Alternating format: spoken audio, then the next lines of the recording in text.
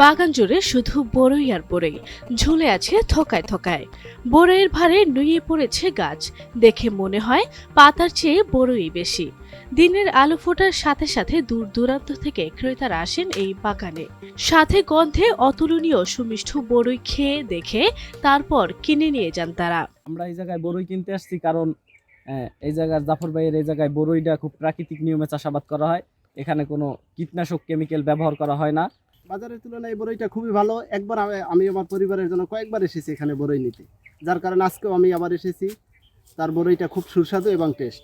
বলসুন্দরী বড়ইয়ের নামটিও যেন তার স্বাদের মতোই মিষ্টি। বলসুন্দরী বড়ইয়ের এই বাগান পটুয়াখালীর বাউফলের জৌতা গ্রামের আবু জাফরের। উপজেলার সদর ইউনিয়নের জৌতা গ্রামের বাসিন্দা আবু জাফর। কারো অধীনে কাজ করা তার পছন্দ নয়, যে কারণে চাকরির পেছনে না ছুটে শুরু করেছিলেন মুদি ব্যবসা। তবে তাতে সফল না হওয়ায় বছর দুয়েক আগে ইউটিউব দেখে চাষ করেছিলেন বড়ই। 50 শতক জমির বড়ই বাগানে প্রথম বছরে সফলতা পান আবু জাফর। সেই বছর প্রায় 2 লাখ টাকার বড়ই বিক্রি করেন তিনি। ব্যবসায় বাকি পড়লে ওই টাকা আর উঠানো যায় না মানুষের কাছ থেকে। এই জন্য আমি ওখান থেকে যে আমি ভালো একটা কিছু করা যায় কিনা, এই জন্যই দেখি এলাকায় অনেকে বড়ই চাষ করে, কিন্তু তারপর আমি ইউটিউব গাইটিয়া দেখলাম যে না, বড়ই চাষ করলে মোটামুটি লাভজনক হওয়া যায়।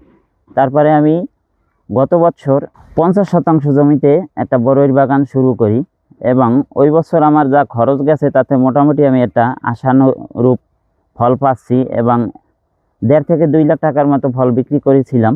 চলতি মৌসুমে কৃষি বিভাগের সহায়তায় প্রায় 1.5 শতক জমিতে বড়ই চাষ করেছেন এই উদ্যোক্তা।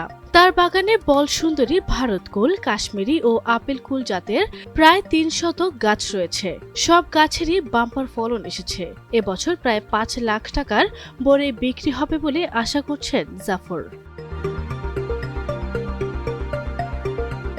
বাগানে কোনো রাসায়নিক সার ও কীটনাশক ব্যবহার করেন না জাফর। নিজে জৈব সার উৎপাদন করে সেটি বাগানে ব্যবহার করেন।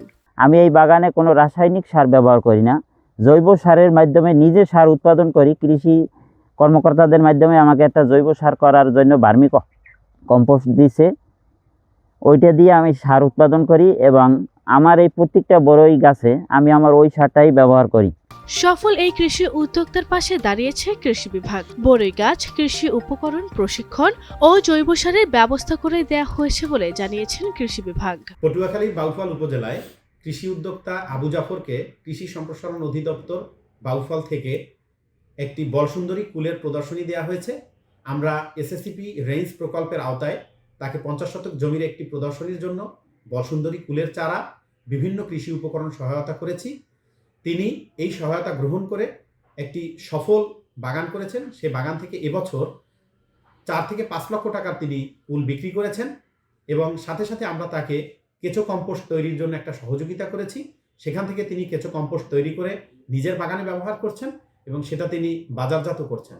বেকার তরুণরা সঠিক পরামর্শ, সহজ শর্তে ঋণ ও কৃষি বিভাগের সহায়তা পেলে বহু কৃষি উদ্যোক্তা সফল হবে বলে জানান উদ্যোক্তা জাফর।